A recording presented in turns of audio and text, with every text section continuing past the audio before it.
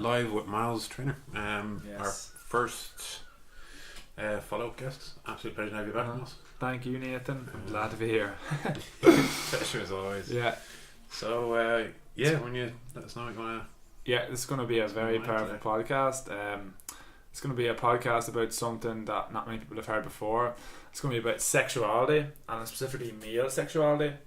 And I'm going to talk about it in relation a lot to our culture and Irish culture, and it can be relevant for a lot of other cultures, but specific to Ireland, I want to talk about like how sexuality has been suppressed in the past, and then how it's still, you can still feel it today, even though we don't live in the same kind of society as we used to, but we still feel it. Like it's in our bodies, it's like physically in us, you know.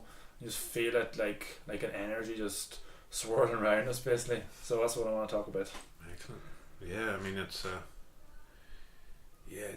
I had an American friend from San Francisco staying with me a few weeks back, and it was 2 weeks after the abortion referendum went through.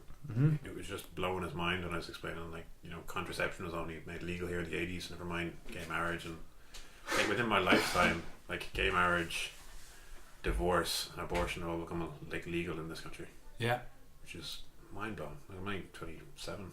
Big stuff's happening. Like things are improving, but I would say that like there's definitely a way to accelerate that. Like, because if you do compare, say, Irish culture versus even like Latin culture, for example, there might have been like stuff like that going on, certain rules not there, but the suppression is just so heavy here. Like it's definitely you can just feel it. Like especially with male sexuality at the moment, I feel like males in general are confused, especially like what I get feedback recently. It's just like there's a lot of confusion around what masculinity is. Like especially with the gay marriage is legalized here, and a lot of movements like that coming in Ireland. I think that there's a lot of highlights going on, whereas female empowerment, and you can see it like in the media, like there's female empowerment groups, and it's going really well, and you start to see females having more awareness of their identity. But when it comes to males, it's like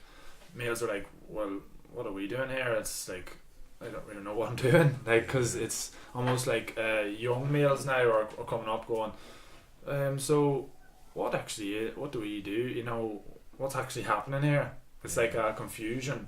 And I find like some of the terms that you could call it is like toxic masculinity, or unhealthy masculinity. You might have heard of that in the past.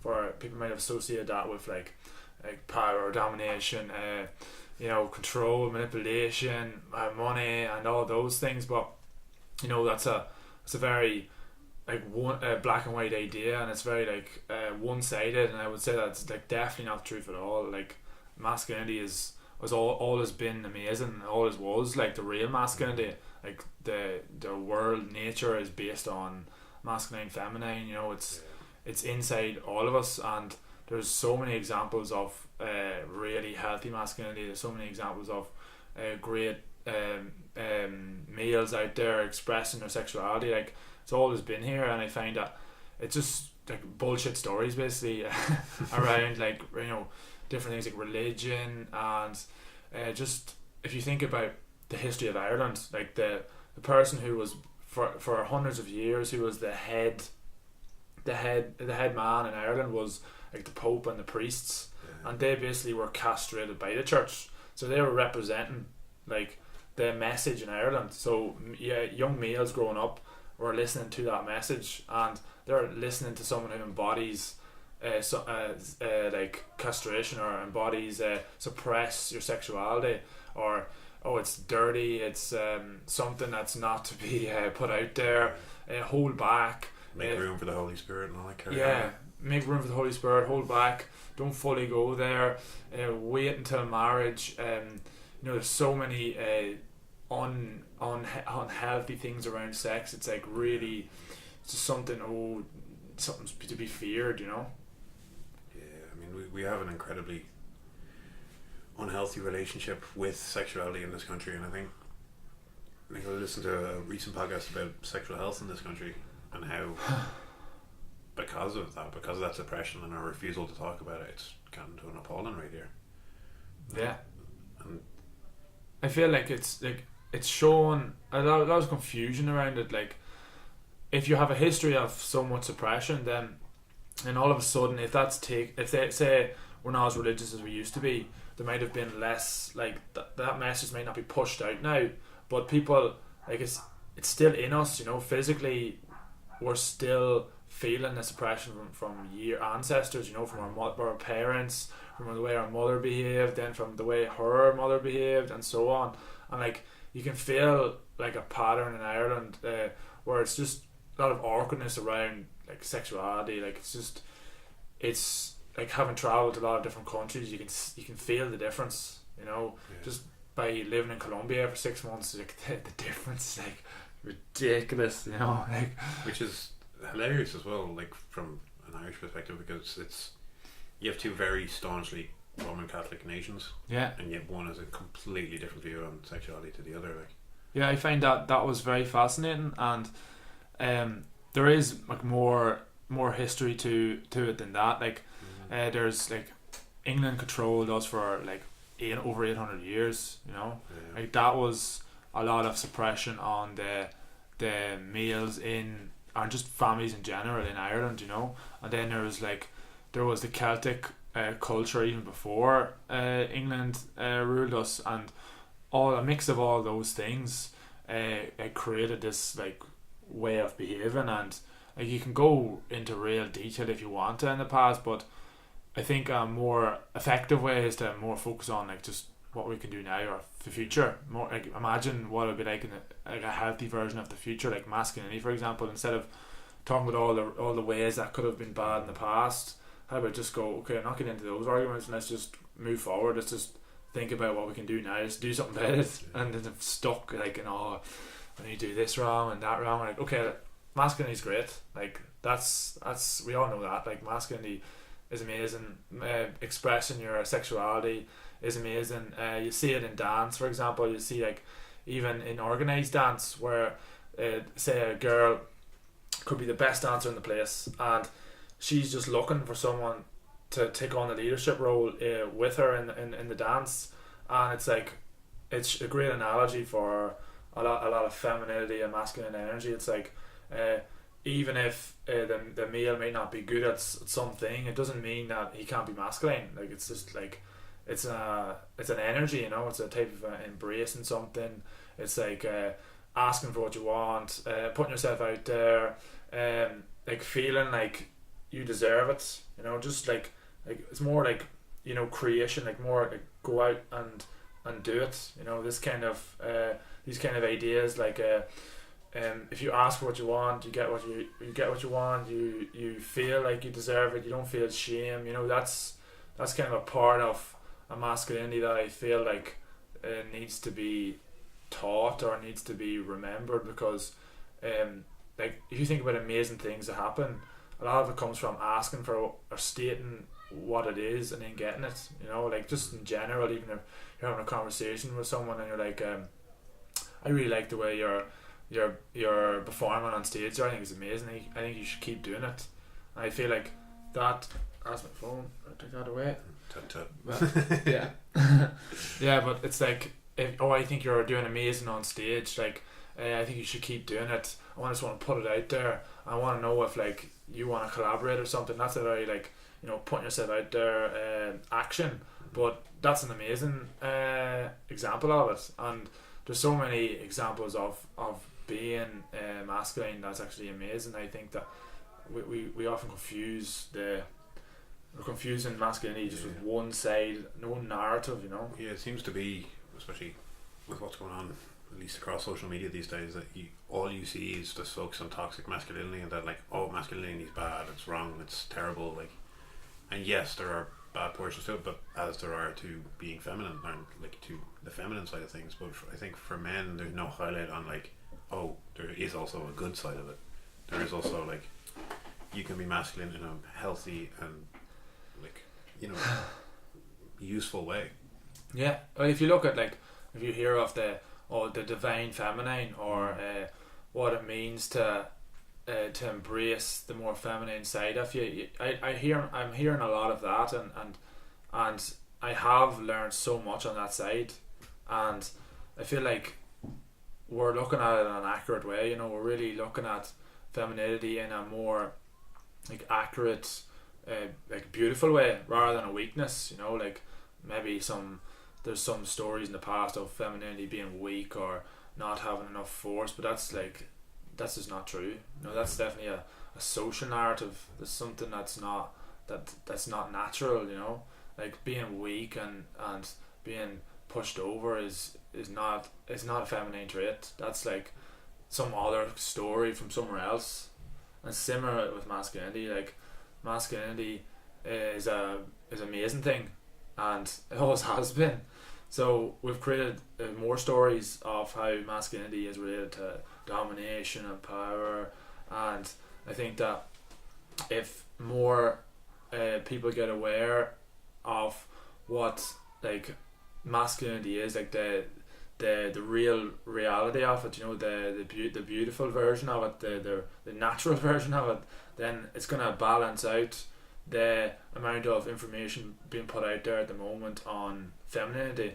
And you can see like what I've seen in Ireland, a lot of Nordic countries, there's a lot of like feminism and a lot of like the culture now is definitely getting females being more empowered, and that's a great thing. I feel like it's females are operating from the warrior, like there's king, magician, warrior, lover, and they're really putting themselves out there in their warrior and standing up for themselves, and like creating this new idea of what a female can do, and that's like amazing. I just think that's class. That's changing us. And I think that there needs to be more men doing the same idea. So like putting out messages out there what masculinity is, like what's the real beautiful version of it, the reality. And if we get more men thinking like that, then there's a balance, rather than what I see is a lot of males confused and kind of almost hesitant to actually go out and do something that could be it might not be right, I may not do that because maybe I'll be shamed for that, or I might not say that word because what could be wrong. Or like in Ireland, for example, it's like you'll see a lot of if men get, say, put down from something or something that they're given out to, you find a lot of like instinct to either shrink down, like go into yourself and not express how you're feeling afterwards. There's a lot of like inability to express how you're feeling. It's almost like that suppression that you're talking about, and like not just with sexuality, but like with our emotions. I mean, it's come across into so many aspects of society, in Irish society, and especially for young men. Like it's spread across into emotions, and to, as you say, just express yourself, just telling someone you're pissed off or you're upset or whatever. I feel really passionate about this part. It's like the suicide rate in Ireland's pretty mad. Just there's a lot of males out there feeling just like disempowered and going to alcohol, just finding confidence. For example, like you don't often put like Irish men and confidence together in the same sentence, and for me it has been a sad thing. Like I feel like we deserve the best, and I think that we come from a history of just being suppressed and thinking about, like, if you ask someone how they are, like, oh, grand, not too bad, oh, how did you get on, you won 100 million there, oh yeah, I suppose, like a bit of money, that's grand. Oh yeah, and it's like it's like never fully embody what it means to be full, or it's like always on scarcity, to just so you don't go too far, because who knows what's around the corner. It almost reminds me of like the Irish famine, where it's like, oh, don't eat too many potatoes, because if you're eating too many potatoes, you might have none tomorrow. Like a very scarcity mindset in the past now, that might have served our culture, like at the time, and no doubt about it, like getting too ahead of yourself, things like this, that might have served us. But definitely for now, like we're living in so much money. Like Ireland's such a wealthy country. There's so many opportunities, so many jobs, so many things to do here, but people are walking around thinking that, oh, you know, maybe maybe I don't have enough, maybe I don't know, like, maybe, oh yeah, maybe not do that, you know, this kind of thing. I can just feel it in my friends from the past, even in some family members, just like, oh, I don't know if I'll put myself out there, I might. Yeah, it's something I see a lot, like, and I'm sure with yourself with training people, where you always hear someone say like, oh, I always wanted to do X, whatever, you know, and then they're like, oh, but you know, I'm too old for that, or I'm too scared to go do it, or you know, there's always these excuses people will give, and like my attitude has always been, well, why don't you? Like, there were so many things that I only was able to do in my 20s because I wasn't able to do in my youth. So now I'm like, oh, fuck it, like I really want to go and do this stuff, so why hold back?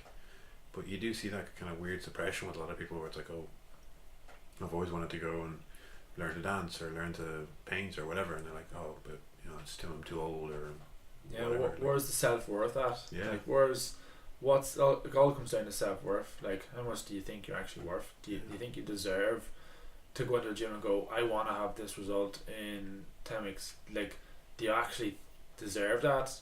And if you think you don't, then you just won't. Like, and you could do all the work you want, but you probably won't get there, because you literally will create so many reasons to not get there. And if you notice, like, some big difference in the States, in America, it's like you can see the athletes are like, yeah, I've done everything I can, I'm here, I'm ready to win, you know, or whatever it is. And then you're comparing it to an Irish athlete, just an average Irish athlete, you know, when you're like, oh, we'll try our best, we'll go out here, and you know, I've won the last 40 matches, but you know, maybe the next one, you never know what's going to happen, you never know what's around the corner, and then it's just like they're operating from what could go wrong and trying to keep where they're at, versus going, put myself out there, let's go, I've done the training, you know. I think that's really well summed up by Conor McGregor, and like by the Irish attitude toward him, because I've explained to a lot of, you know, foreign people, and they get really surprised when I say like a lot of Irish people hate him. They have this like very negative attitude of him, and you'd think that they wouldn't, because he's achieved something that no one else has ever done and has made hundreds of millions doing it, and yet people are like, oh, fuck that guy, you fucking arsehole, rather than the whole country being proud of him, yeah, which they should be, like, and it should be, yeah. They're not, which is just kind of blows your mind. This actually reminds me of, I was in Glendalough like a few weeks ago, and I felt like I was with my friend Anthony Miller, who's like a energy coach, and they were going in to Glendalough, and I could just feel like, you know, when you just go to a place and you feel different, like certain places you just feel like there's a lot of history in some places, and other places you just don't feel like that. But in Glendalough, like, there's so much history of Ireland, like just Celtic culture. And when I was in that place, I was at one place I was in beside the lake. It was like a building with like gravestones around it, and I was feeling really like good around that, like around Glendalough, really confident. Just felt really good, you know. And when I went up there, all I can remember is like my posture completely changed, almost feeling like there was some kind of weird energy. Like, it's like, oh, don't you be confident, you know, don't. It's this weird, like, that's my interpretation of how I felt. It was like almost like a cultural thing came to me. I was like, oh, don't get too ahead of yourself. Don't be too full of yourself. You know, like, don't accept yourself too much. You know, it's almost dangerous, and it feels like there's a group mentality, an energetic group mentality, in Irish people, where it's like, oh, if you're jumping over that fence into being like fully accepting of yourself, or fully confident, then we're not going to go over there, so we're going to pull you back into this position, because we want to swirl around in insecurity and swirl around in our limiting stories. And I don't know what the reason has been in the past, but all I do is I feel that kind of energy, and I feel like we're living in a time where we don't need to do any of that stuff. Like, we can be awesome, like, we can do whatever we want, like, literally, like, you can literally do what a muscle up, you're going for a muscle up now, like, you can literally do a muscle up tomorrow, like, you could, and that's reality, like, you can talk like that. It's not like you're going around going, oh, maybe I'll do a muscle, but I'm not sure now. The weather's right and there's not enough wind. You know, like there's just a difference in. And I mean, I've seen that training people where someone will get, like, I remember a lady getting her first pull up and then immediately saying like, oh, I can't do it, and then not being able to do it for weeks, and you're saying like, well, I watched you do one. Like, yeah, you can't do it. You've seen yourself do it. You've done one. So why do you keep doubting yourself? Why do you keep telling yourself you can't? And it's like they're living two different huge to people. Like. It's like their conscious is, they could literally write down, oh, I've done this, but their unconscious is like nearly just going, well, we know what you really believe. You're going back to this position now of scarcity. Like, just go pull you right back. And if you notice, like, because so many people I know that are Irish, like, have done amazing things, but you're talking to them the next day as if they literally haven't done anything, you know.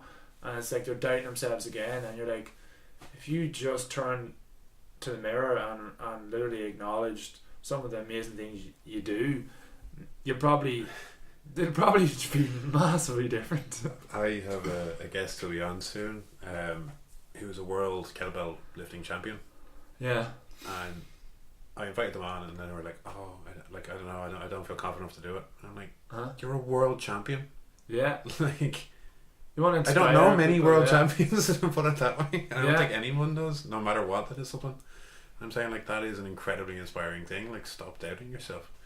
And I don't know, like you say, there's just this weird aspect of Irish culture that we're always like, no, I'm not good enough. Like, if I had asked you a question, if I looked at all the amazing things you were doing, I said it to you, and I goes, how does that feel? Like, do you find it hard to receive a compliment like that?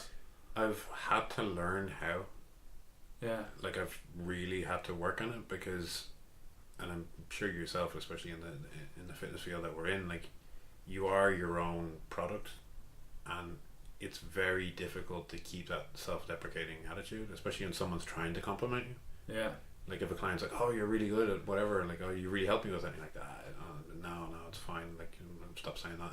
Yeah. Like, it doesn't come across good to them, because they're like, "Well, why is this guy not believing himself? Like, what's the reason to it?" You know, it's like Phil, our kind of mutual friend. I mean, he'll back me up on this. That, like, that will come across to people, and then they'll start. Like, if you're doubting yourself, eventually the person you're working with is going to doubt you.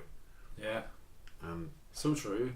And they shouldn't. They have no need to, especially if you feel confident with whatever your profession. Yeah. And yeah, I mean, it's taken me a long time to learn how to take a compliment, really.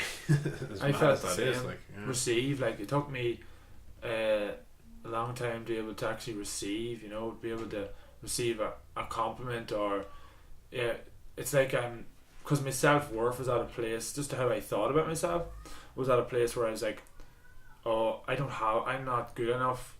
And when someone gave me a compliment or seen reality, oh, you done that well, even if they had a video of it, you're just like, alright, and you just avoid the feeling. And it's like almost like there's some cultural thing of, don't feel that, because you might be feeling, you might feel like confident, you might feel enough. And I don't know what that source is, but I know it's there. And you see it a lot with, like, young Irish men that, like, you'll never really compliment each other, and if you do, it's normally like a backhanded way, is to kind of slag someone. Like, you know, it's never like, "Ah, you're looking well today," or like, "You look good in that shirt," or whatever. It's like, if someone said that to you, you'd be like, "The fuck you saying?"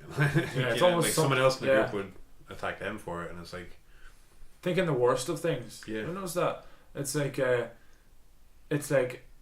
when an American, like I say, an American athlete, I would have be following basketball, and there'd be Irish boys around me, and they'd be like, "Yeah, I'm going to do really well today." The basketball player would say this, and the Irish boys like, "Oh, you're not really, are you just unrealistic? You know, you're not really, you don't do that." And I'm like, calm down, like, you don't know the person. Like, he could feel like he could be like amazing for all you know, and it's just like the assumption, their starting point is, "Oh no, I don't think so," and it's like, why start that way? Why not just go, why not give people the benefit of the doubt? Why not see the amazing things in everyone? And then that's a much lighter place to come from, you know, rather than feeling like you're going around like a victim, or going around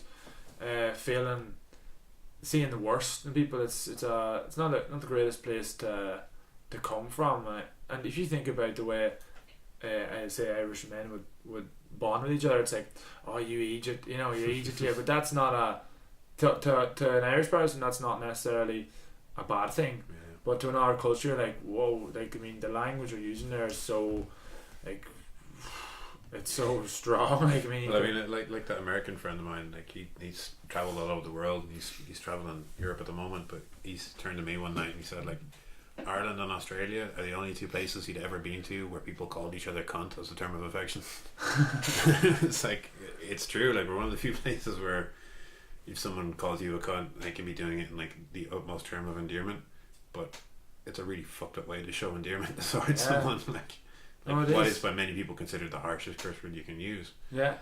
And it's that, like, so much of our, especially for men, like so much of our like interactions and our closeness is built around that. Like, it's a really weird thing for to try to explain to people. Like, it's like, imagine when you have a friend from Ireland that does something well or something good. It's like everyone's like, oh, really well done, that's amazing, like celebrating, like, oh, how amazing that person is. And I feel when I was playing, like, say Gaelic football or GA, it's like, you done something good, it's like, I didn't even feel like you wanted to be celebrated. Like, you run away from it. Like, you just want to be in that position where you're literally slag because you want to fit in, or you want to not offend too many people. That's what I would have felt when I was playing sport. Yeah, and you see it you see it a lot, and it leaks into so many parts of like interactions with people. And I think again, going back to the kind of sexuality side of things, I think that can be, or has been at least, a really major issue with men in relationships. Like, yeah, with their partners, whether it be male or female, like that they have a very weird relationship where, like, that might be the only person in your life giving you compliments. Yeah. And I think that's why, like, so many Irish men struggle in relationships. That's the topic that I have been most affected by in my life, actually, is sexuality. Yeah. And physically, like, the most problems I've had were related to emotions around sexuality. Like, I'm just thinking, like, when about 6 years ago now, I had a rectal prolapse, which means, like, your colon basically loses its structure and your rectum pushes out and it stays there, and basically it affects your digestion. So you might be constipated for like 2 or 3 days, and then you can start bleeding because of the pressure. Then I had like insomnia, sleeping for 2 or 3 hours a night. Then I was on like medication for that. Then this was the time I was trying to be a professional Aussie rules player, and I didn't make it, or whatever. And then I felt like my whole world for 6 or 7 years was just to be a professional athlete, and the whole idea of myself just fell down. Then all that stuff coming together, all them health symptoms like coming together when I was 19 years old, like then escalating into where I couldn't even get erections. Went to doctors, different medication, nothing worked. Had no surgery from a prolapse, 17% success rate. They said if you had one, I was like, no, I want to cut off my colon.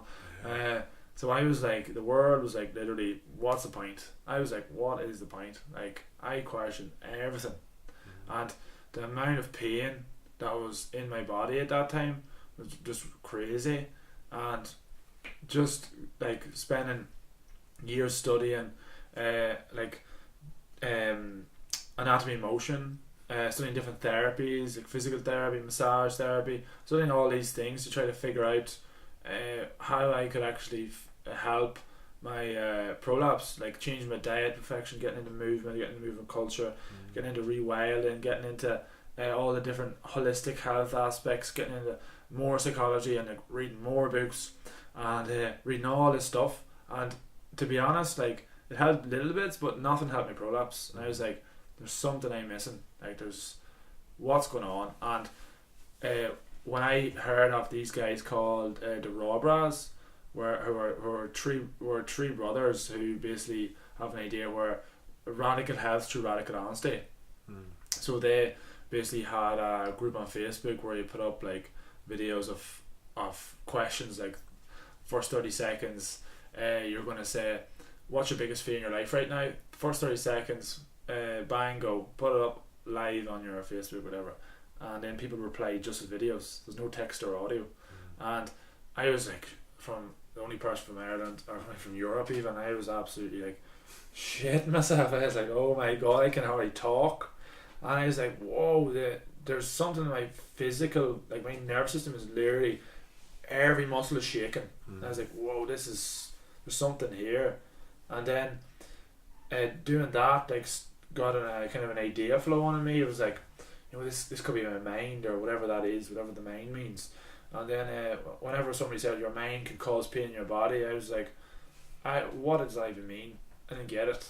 And then somebody like Dave McGettigan actually was doing anatomy motion. He was treating me for something in my lower back, and he mentioned to me that in PDTR, which is a type of functional neurology, was coming to London for the first time. And this guy who invented it created an idea where you can literally rewire your nervous system. And I was like, oh, I don't know, what does that, I don't get it, you know. But then when I came home, something happened where I clicked. I was like, so your brain can cause pain in your elbow, your brain can cause pain in your colon. I was like, well, that makes sense, nerves to nerves. Yeah, that makes total sense. I can understand how that works. And just that one word change was like, whoa, I could see how much of an influence your brain has on everything. And then I was like, right, book me an appointment in London whatever. When he was coming, went there, and about 30-40 minutes into the treatment, we were walking up and down the floorboards of the room, and I remember my prolapse literally like starting to spasm, like my left colon, let's say my colon, like lower hip area, started to spasm, like muscles around there. And I was like, what's going on? I didn't know what was happening. And I remember just feeling like when I was walking, I could shift my hips better, you know, feel that, oh, something's changing here. And then I was like, that was the first time something ever changed my prolapse, like ever. And it improved about 30-40% in that treatment. And I was like, blew my head off. I was like, what has just happened here? And when I went home, for some reason I done a muscle up. The first thing I want to do is a muscle up. I don't know why. I went to do a muscle up on the rings, and a big pop came, and I was like, what? A big pop came on my sternum, and I got down, and I was like, then I madly need to go to the toilet. Like, I was about to literally shit myself in the spot. So I ran down the toilet, and I remember after the toilet I was like feeling like, whoa, I don't feel like my abdominals are right on centre. I could go to the toilet there no problem. I felt amazing. And I put my t-shirt up in the mirror. I was like, oh, my abdominals are all centre line. I was like, what is going on? I was like, wow, that's the moment I was like, I have to do this. Like, I have to do this treatment, whatever this is. I have to learn it. So then I ended up doing PDTR, and then I ended up learning how the nervous system can literally create muscles to do anything. It can create your posture to be any way. It can create your hormones to do anything. The emotions operating through your nervous system can create any type of effect. And you're like, wow, if you think of the world in terms of that, like, you'd see it so much different. And then from that point I was like, never see him again. Like, there's so many things when you try to explain to other people, like, oh, your emotions and even like stuff that you're completely unaware of will play will play like a massive factor in like how your body functions and works. Like I remember being at I think it was like a kickboxing or an MMA fight with a friend of mine, just watching. He was like, we're watching a friend of ours warm up, and like you could see him getting really tense, so he was getting nervous, like, you know, a big fight coming up for him. But like, you know, posture starting to change, shoulders starting to round over and all that. And my friend was like, you should go back and like go, you know, backstage and calm down or whatever. And I was like, turn to him and just like, touch your shoulders. He's like, what do you mean? He's like, just do it. You have traps are as hard as a rock as a result. of like him watching his friend get warmed up, and like watching fights, like you know, like you say, your nervous system is hardwired to do these things, and if you're not aware of it, it plays it can play havoc on you. You unfortunately found out, like I just played havoc on the story. When he starts like there, it's basically it gets way madder, to be honest. So after that, it went back to about 40% better state at that point. And then when I was on the course, I was slowly started to learn that anytime my hip would have problems, it'd be always related around sexuality. So anytime I'd be talking to a girl I was attracted to, or thinking about sex or anything but desire, my colon would just, digestion would not happen. Like moving in my hip just stiffen up straight away. My left foot would just turn out to the left. Like I'd walk where my left glute and that was wooden fire. My left talus was just like constantly clicking, like just like my anatomy was just completely changing when I was around that topic. And then I was like, okay, I was trying to go through some emotions of sexuality, and I was learning, like studying a lot about like what it means to like talk to a girl. What does it say about me if I'm shit? Like literally, like when I was 19, 20, 21, I like just any intimacy at all, I would be shaking, like just shaking, and I would be mad. I'd be like shaking. I couldn't control it. I wouldn't be able to have sex, and I'd be like, oh my god, like what is going on? What's wrong with me? And I was writing out stuff about my thoughts and going like, I'm not thinking anything different. I don't know what my thoughts. There's nothing wrong with my thoughts. Reading books on sexuality, sex at dawn, different relationships like monogamy, whatever you want to call it, like history of sex, like studying so many things about all these things, all this stuff. I'm like, but nothing's changing. Then I was like, then I started to realize my emotions are beyond logic. They're energetic. You know, it's energy based. So I was like, what the hell does that even mean? And then I started to introduce the topic of like, your mother programs you a certain way, your father programs you a certain way. Like, you're not completely yourself right now because you're a mix of like your parents and your ancestors and your culture. And I started to think in terms of like, when you really get into understand what emotions are doing to your nervous system, there's only so far you can go, and then you have to go into literally energy, think in terms of energy. And what I mean by that is like the memories or the energy in your ancestors and how they've been programmed in your brain. So like there's family traits like that family's always like, you know, reacting that way around the topic of money, and that you know, those things you just see family patterns and traits, and not all of them have to be you're actually living with the parents. They can just be held in your genetics. And I like to think of it in terms of energy, where if in Ireland you see like traits just universal in Ireland, and it's a cultural energy in us.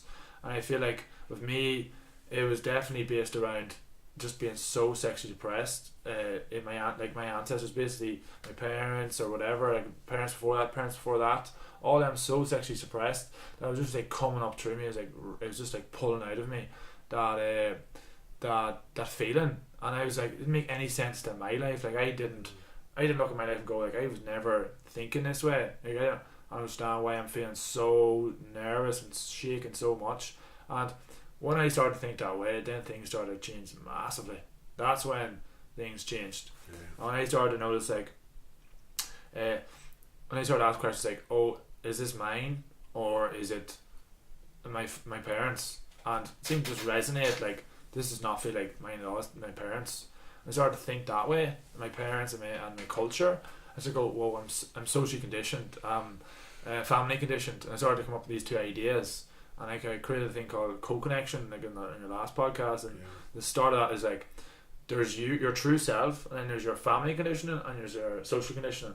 And if you understand your family and social conditioning, then you can find out who you really are. And I was like, I come up with that idea, and I feel like it's the same with me now, where I'm wanting to actually desire something or go for something, and I feel like sometimes this pull from don't do that, you might offend somebody, and you're just like, who's even saying that? Like, I'm being myself here, and literally doing something good, and you're like, you feel this energy, and you're like, it's not even mine. It's definitely something from cultural. It matches with something maybe in Ireland. I'm like, that's not me. And when I'm doing that, I'm like separating myself from that energy, and I'm able to actually use the energy to go somewhere I want. And I feel like that's a very powerful way to go about it. It's like look to the past, let go of the past, and then naturally you'll move forward. So for me, it's like look to the past in our culture, look to what served our parents, and recognize it. And when you acknowledge it, naturally by listening, if you acknowledge it by listening and just feeling the emotion, like rather than resisting it, feeling it, and by doing that, I find that it naturally moves on to something that you actually want. So that can be around sexuality for certain people, where it's like, you're attracted to this girl, you want this girl, but you're shaking, and you're literally shaking, like, and you're like, whoa, and you have now two choices. Do you want to feel this? Do you want to go for this girl, or do you want to hold back because you're shaking? So that choice is very powerful. I find that if you actually embrace it, like it's neither of it's bad or good. Yeah. So if you actually just think of it in terms of like, this energy has served you for a certain time, if you think that way, you're not actually resisting it anymore. You're actually just feeling it. And by you feeling it, what tends to happen is that it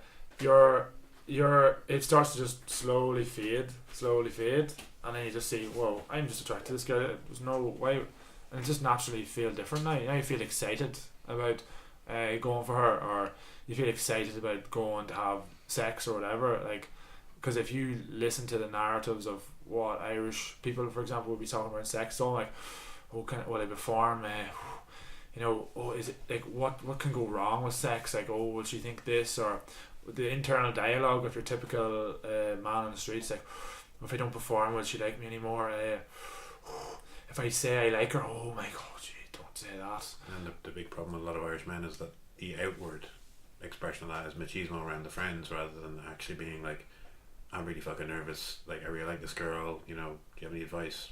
Whereas the outward thing is like, oh yeah, I'm great, she'll love me, all this sort of carry on. And that brings you to unhealthy masculinity. Yeah. If you're avoiding your sensations, you're avoiding your emotions, then you literally can't understand masculinity.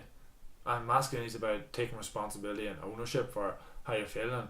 If you're not able to do that, then you're literally going into something else. You're going into the shadow side, as I say, the shadow of masculinity, where it's like, oh yeah, I'm the best, like, oh of course I am, like, why would you doubt that? Look at me, I'm real big, whatever. And that's the defense mechanism, the compensation to feeling insecure. Like, that's literally why you see men doing that. That's they don't know how to feel it, or don't want to feel it, and they will literally create a character to go, I'm the best, yeah. And you'll see it in movement culture world, see it everywhere. Like, you see it in the people that are movers. It's either, this is what I do and I feel amazing doing it, or they'll be like, well yeah, I'm the best at this, look at me, and this best exercise, I invented movement. And you'll see masculinity everywhere, For sure. And it's like, I mean, like I mentioned to you that concept I heard actually today, listening to Blind Boy from Rubber Bandits. Yeah. Listen to his podcast today. He's actually talking about that. I forget the name of the therapy, but it's basically the idea is that we have things. I wish I could remember the name, but it's the idea that we had, like you mentioned, like this kind of like social, like personal script, and that you kind of have the way he was explaining it is through you have like an adult view, or like something like a parent view and a child view. An example he'd give was, you go home, someone makes you dinner, you sit down for it, they've slaved over it for a while, and then they sit down, and instead of saying like, straight away there's an argument, like let's say it's a man and a woman, one had like, he's like, oh, you're gonna do the fucking dishes, and the fella's like, oh, for fuck's sake, scum them anyhow, and then gets up and punches the wall and has a big fucking argument over it, and then the girl's like, oh, like, relax, it's alright, oh, you're hurt, and she nurtures him and looks after him. And it's that really weird toxic relationship that some people have, and it's like, straight away you jump off with the child mentality of like, how dare this person tell me what to do, and then you jump into this kind of adult parent mentality of like, oh, I gotta look after this person, and then, you know, this weird dynamic that switches back and forth between ourselves. And I don't think a lot of people realize that like there's a lot of things kind of hardwired into us that you're not aware of, that you do kind of have this weird narrative within yourself, whether it be a social thing or a personal thing. And once you become aware of it, like you did, then you can start to address it. But a lot of people just are like, just ignore it or shut down that voice. Yeah, I find that like maybe some stuff that I've been talking about, people are going over some people's heads. It's like, what the hell are you on about? But if you want to simplify it, it's like, I like to talk about it in the physical. So like physically, like you will feel different if you talk about sex and you go up to an attractive girl and you tell her how you feel. You literally feel different to than if you're going up to a man and you're telling him, here, will you come over here and help me lift this bag of carrots, you know? Like there's a huge difference in energy, and in that will show you, getting you in touch more with what the idea of what energy is. Like if you go into certain places in the city and versus other places, you'll feel different. Like you literally feel it. It's energy is operating with us is in our sensations, in our sensory system, in our nervous system. So we literally feel different depending on what we're doing, and that is energy. So energy has many forms. Like you have visual, when you're looking at something visually, like there's light spectrums, you know, it's a type of energy. There's when you're listening, it's vibration, you know, different types of vibration going into your ear canal, and there's energy all the time. And when we start learning some of those ideas, you start to get in touch more with like that person's feels like that doesn't feel like mine, that's his insecurity, I don't think that's mine. Sometimes you be around someone, you feel down and you're like, is that actually mine? I mean, that could be his. Or you're with a girl and you feel like, whoa, so attracted to her, but logically you're like, well, that's not a girl that you really like, you know, but you just feel attracted. And that shows energy. And energy is like, when you start getting aware of what energy is, energy exchange, you start to see the world very different than how you're normally seeing it, you know. And I find that with when it comes to energy work, it's like just being able to separate your energy from, say, your parents is very powerful, because there is the truth of what you want, and then there's what your parents want. And I find there is a lot of confusion between people when it comes to like, oh, am I going after this career, or am I going after what my parents want? And it's the same idea of society. It's like, am I going after the narrative of our society, or am I just going to go after what I really want? Yeah, for sure. I mean, even on the sexuality side of things, it's like, oh, am I in a bar, am I going up to talk to this young girl to look for the ride, or am I going up to talk to her to as a partner? Like it's getting out of that mentality of like, oh, I'm the lad's lad, and I'm just, this girl's gonna, you know, do what I want and all this, rather than like, oh, I want a partner to last me my life, and when I'm old and dribbling, and help look after me, you know, like. The language around and that's actually crazy disempowering. Like when a man is talking to a girl, it's just another human being. You're literally going, hello human, how are you today? Or I find that I like your bag, or something, you know, whatever it is. Like literally what is actually wrong in stating just that? There's actually nothing wrong at all. It's like going up to my man on the street going, oh man, I really like your shoes, where'd you get those? You know, like there's, who says there's any connotations there or anything? It's just a simple sentence. And when it comes to like going up to a girl, it's like, if you're going up with the intention, it's more about intentions, you go up with the intention that you want to just literally tell her that, say she's attractive, you just go, I just want to say like you're actually very attractive, and nothing has to happen. You're just stating that, and you're smiling, and your energy is good because you're going from a point of view of going, I just want to make her feel good. It's very different to come from that point of view versus what you'll see in a lot of, say, online stuff where it's like, go up and tell that girl that she's attractive because quote I want to bring her home. I want to get something that I want. I want to get something that I want off her. I'm not going to give her anything. I want me. It's like that's a very it'll feel different to the girl. The girl's almost like a mirror to how you're showing up, and the girl won't respond well to the intent of, oh, I just want something off her. She won't respond well to it, and you'll see a huge difference between if you go up, I want to make her smile. That's all I want to do.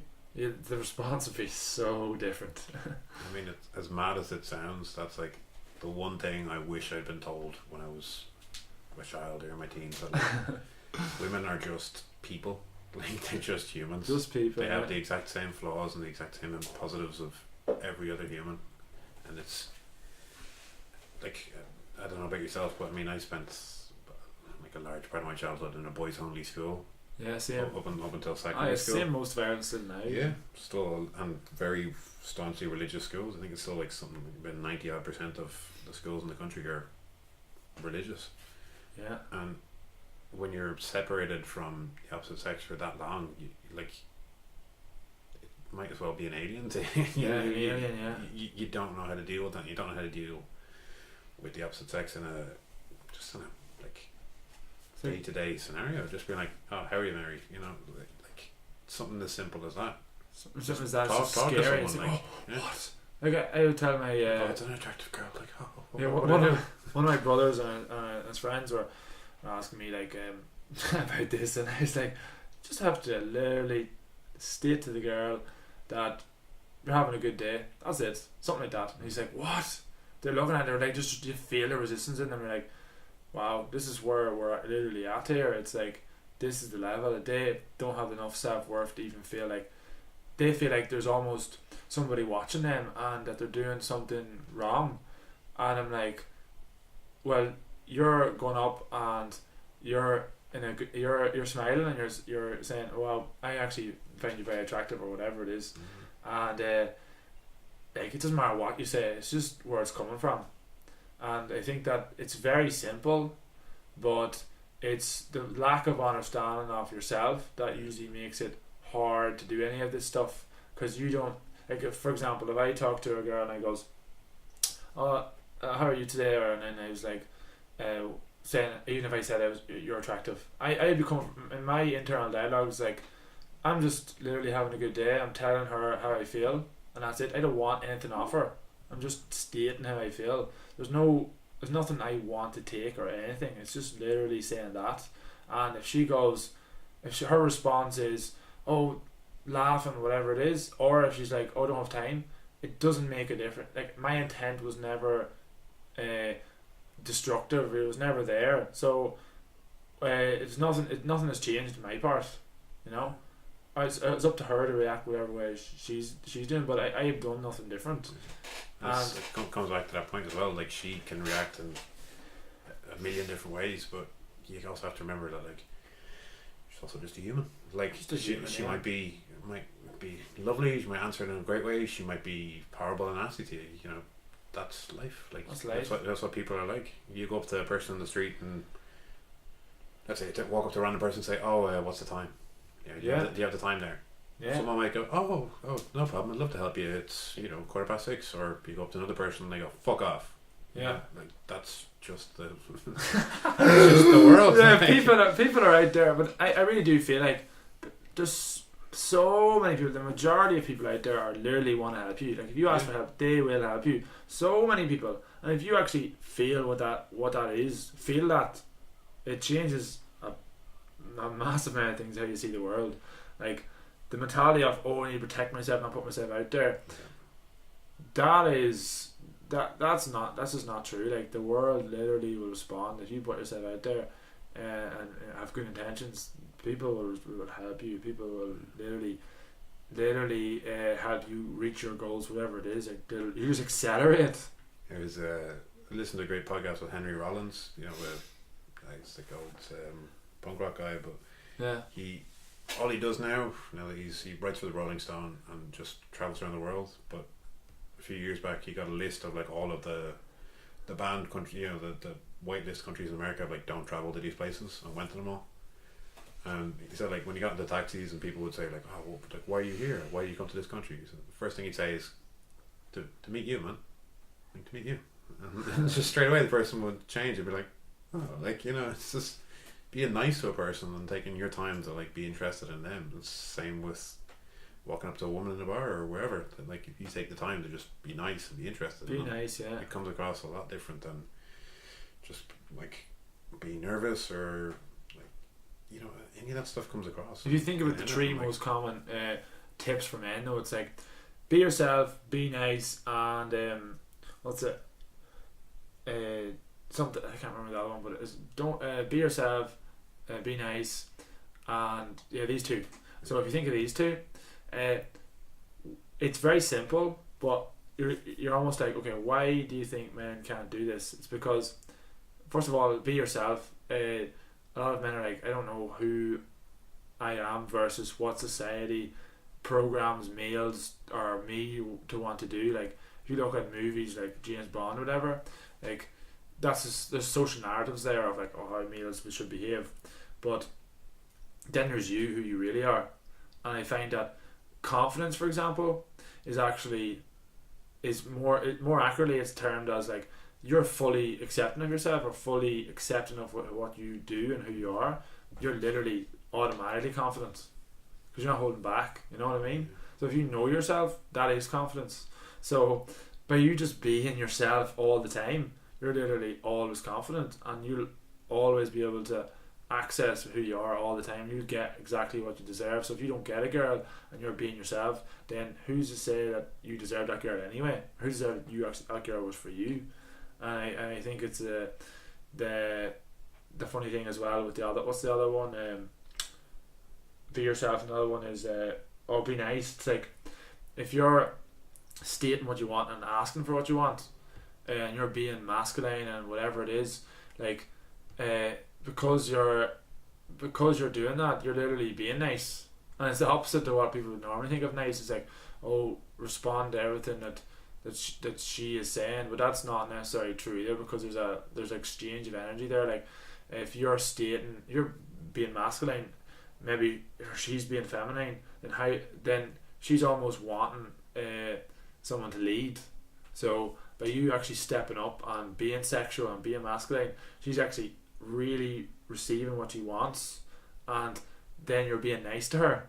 But if you're not being sexual, or you're not but you're ashamed to do that, it's almost like you're not giving her the best experience you can, and then you're actually not being nice. I like to put it that way. And people are like, what? Like that's the way I like to see it. It's like if you're gonna have sex with a girl you love, you want to give her the best sex in the world. Yeah. So by you being nice, that's how you be nice. But if you're like, oh, don't hold back, don't say I want sex, you're literally not going to give her the best experience, so you're not going to be that nice. Yeah, it was I forget the comedian, but I just remember the quote of, and it still sticks in my head, of, would Prince Charming settle for you? the idea I always have in my head of like, do you deserve this amazing person? I was like, but then again, that comes back to self-worth. It's a hard thing for a lot of men, but it's like, if you think, oh, you're amazing for this person, then go and do it. It's one thing that one of the groups I do martial arts with, the Dog Brothers, Brothers? Yeah. It's kind of a concept that they talk about, as mad as it is for a group of martial artists. Mad dogs. Yeah. They talk about psychology a lot, especially obviously male psychology, because predominantly men who do it, but a lot of like Jungian psychology and the idea of rites of passage for men. And I think for a lot of young men especially, that like rites of passage, there isn't. Like the one thing I always say to the guys is like, you have primary school, secondary school, college, work, you did, that's your life. There's no like moment where you're essentially a man anymore. It's like just go out into the world and get a job and do what you do. I think a lot of young men really like doubt themselves and doubt their ability and what it is they can do. They're not being given a way to even be shown or given a way to test it in a natural way. And I think a lot of men are very unconfident in their ability, and it's like obviously coming from quite a heavy martial art background, that's kind of something that you see within a lot of a lot of the most kind of extreme martial arts that I've been around or been involved in. You'd kind of expect them to be nutters and be like crazy people. Yeah, often the most relaxed, sane, nice people you ever meet, because they know the reality of violence, they know the reality of like confrontation, so they just want to be nice to people and avoid it. And I think you see it with a lot of like, I mean, go out to any city centre on a Saturday night and you'll see a lot of like young, usually unconfident men who are like all bravado, get a lot of drink into them and then act like the lad. And I think a lot of those a lot of these people have led to the rise in feminism, for example. It's like just that kind of masculinity has risen, and that's females to me is like a big part of the healthy masculinity that's lacking, that we don't have that healthy masculine model to look at anymore, that rite of passage or that what it is to be a man anymore. Instead it's like to be a man is to be this big fucking dick swinging boy who drinks a lot of booze. Yeah, there's some weird stuff like to be a man is to be it should be feminine or something. That's not true either. Like there's loads of wrong labels. It's just like the initiation processes though. I've like looked up this a lot, and there's so many phases that in a tribal culture you go through, and one of the biggest things is the mother. So your relationship with your mother and separating from your mother, not necessarily physically but energetically or emotionally, or whatever you want to call it. So energetically separating from your mother is the biggest thing when it comes to becoming fully masculine. And what I mean by that is when you're becoming a teenager or whatever you want to label that as, you're starting to take more ownership of what you're doing, your responsibilities, and your mother is your go-to place. But eventually you're going to go separate from your mother and go, I'm fully here with myself, there's no one to turn back to. And that is a big thing in masculinity. And you look at the initiation process where they go hunting for 2 days in the wild or whatever it is, it's all to test that energy inside you. Like, can you fully look after yourself or fully take responsibility and have enough self-worth to know that you can do that? And it's natural for the mother to see then to pull you in to go, no, you don't want to do that. And that's another big test to go. How many Irish men do you know who still bring their washing home on a Sunday and get dinner made by mammy? Like, and it's not even in the act, it's just what does that mean to them and emotionally? They literally will act out that to then their partners. So you'll see if they can't fully embrace their masculinity, then their mother is energetically over them all the time. So then when it comes to the wife or whatever, the new wife, they will literally project it onto the new wife, and the wife will actually act out the stuff that the mother done. So the wife will take on, have you done your washing, have you done this? And the wife will take on the same patterns, the lack of masculinity, whatever you want to call it. And then they may feel frustrated about that, and they may, like, especially I see this in Irish relationships where it's like a lot of girls will actually nearly wear the trousers. They will literally dictate where we're going to go tomorrow, what we're going to do this weekend, and it's interesting because it's like the men nearly get almost really passive here. They're very passive. So you'll see a girl maybe getting more aggressive about something, and the man will just shrink down, and it's a very interesting dynamic because you see it then when it comes to suicide statistics, like males will just shrink down. It's almost like they've been suppressed for hundreds of years culturally, that we're almost like when we go home to our children during whatever the time it was 100 years ago, 200 years ago, it's like if the woman's like, I'm frustrated that we're not getting this and that, and then the man's like, I've no time, I've been suppressed all day or whatever it is. It's almost like energetically, you're like, I've been suppressed all day, I just no energy to even bother even arguing here, and you just sit down and be a slave again. And I find that females here are literally crying out for masculinity to come back, whatever you want to call it, like just a new masculinity come and just balance it out and sweep them off their feet, or whatever you want to call it. Like just do it in a cool way, you know what I mean? Just not in a healthy way. Like healthy way. Yeah, do it in a healthy way. Yeah. So that's coming back to what you said at the very beginning. What would you like to see going forward in this country? Like, what are the changes you'd like to see happen in your lifetime? Well, like I'm not going to talk about the government or anything like that. I'm just talking about like people watching this and just men are into self-development, for example. Like, love for them to actually get in touch with like their physical, to get in touch with their body. And what I mean really by that is emotions. So emotions are actually feelings. They're actually physical things. So this is very different to how they're maybe thought about it in the past, where it's thoughts and ideas and woo, but it's like your brain real. And your body aren't separate to things. Yeah, they're not separate. So get in touch with your physical. What I really mean by that is get in touch with your sensations and your emotions and how they are feeling in different places. Like whether it's feeling with girls versus your gym versus your friends versus the food you eat versus the movement you do, your breathing exercises. Like get in touch with physical things, and through that you learn about how emotions and feelings work. And then by doing that, then you'll be able to tell much more accurately what makes you feel amazing and what doesn't. So like what job you make, to know what job or career you like, you kind of feel it more so than think about it or read it in a book. You just feel it. It's like an internal GPS, you know. By talking to certain people, you just feel like it's good to be with them, and then you can drop the friends or whatever that you don't feel good around. Or not as simple as that, but you know what I mean. It's a general idea. Like if you start getting in touch with feelings and the physical, then I feel like you'll be able to be more in flow and be more masculine. And especially when it comes to sexuality, like you'll be able to know what your blocks are when it comes to like a girl, and you'll realize that like there's your story, and then there's somebody else's story. And you can actually use your own body to feel which is yours and which is their story. And I think that when it comes to desire and asking what you want and stating what you want, I think that a really good way to do that is to just get in touch with reality.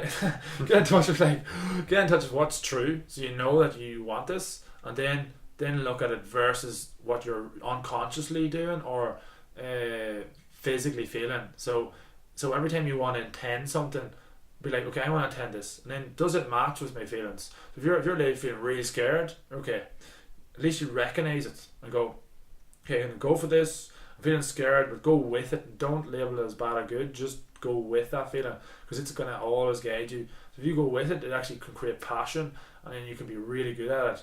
Versus always forcing yourself to do something, always avoiding your feelings, because you'll just end up creating loads of health issues, and I'm just constantly, they'll just pull you back and drag you down, and you can't even be sexual, because being sexual is actually ultimately a physical thing.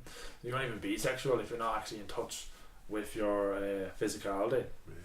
Yeah, and I mean, like on the physical side, I mean, something that, again, touching on the martial arts thing, is what you're saying there is, to me, something that I kind of always harp on about. Now, people can do this in any physical pursuit, but it's just something that's obviously really visible within martial arts, that you very quickly learn your physical limits, and you learn what the limits of other people are, and you can very easily eye someone up, and not in a, you know, I'm going to beat this person, but you know what your physical limits are. And you can do the same through running or whatever. Like, you learn that, right, this is my body, this is what I can do, and I have no need to be scared or nervous, or if I'm out on a night out, like, oh, I'm gonna act a lot around these other guys, is that because I'm nervous that that guy is physically stronger than me, or what is that internal dialogue that you're not aware of? Yeah, it's like there's decision makers in your body, so it's like, am I saying this because I'm feeling it first and then I'm reacting to it, or am I saying that because that's what I really want? So for example, like you're on stage talking, public speaking, whatever it is, and you want to say this in this way, but if you're feeling like, or you don't feel good enough, then you're not, it's just can't, it's very struggling to come out. So there's a decision maker there idea where it's like, you're ultimately energetically run. So you're run by your energy, and if you energetically feel something or emotionally feel something, then that creates your body language, your posture. Yeah. Then that creates the tone of your voice, then it creates your words. I like to think of it that way. So if you feel good, for example, feel good around public speaking, then your body language, tone of voice, and words will be on point on stage. But if you deep down don't feel good around yourself going on stage, then your body language, tone, and words won't be the way you want them to be. Or they will be, but not in your conscious mind. Your conscious is wanting to, but your unconscious doesn't. And I think that if you, instead of adding more things into your life to progress, just take away stuff. Literally go into your past or your unconscious, go, well, let's just get rid of that. Not rid of it, but just change it. Just face your fears and figure out face why your fears, and you literally would be propelled into what you actually love. Mm-hmm. And that's the idea. There's a guy called Julian Blanc. He does transformation mastery. It's like it's a online course, and there's videos on YouTube of it. And he does. He used to be a dating coach, and he started to realize, like, no matter how much I told people what to do, just never seemed to really work consistently. And he realized that, it's an internal game. So he used to call it gaming girls. So he used to think, it's all about what you say and you're external. And then he started to realize, well, no matter how much I teach these people, if you just internally feel good or feel self-worth, it always tends to manifest or works out. And it's like, well, if I just change it to transformation mastery, and we just teach everyone to let go of their old baggage, then they will naturally just perform like bang, bang, bang. It's mad. Yeah, it's an excellent spot to wrap up on. It's been an absolute pleasure, Myles. No problem. That's good. Thank you very much for coming Yeah. on. Pleasure, buddy. Yes.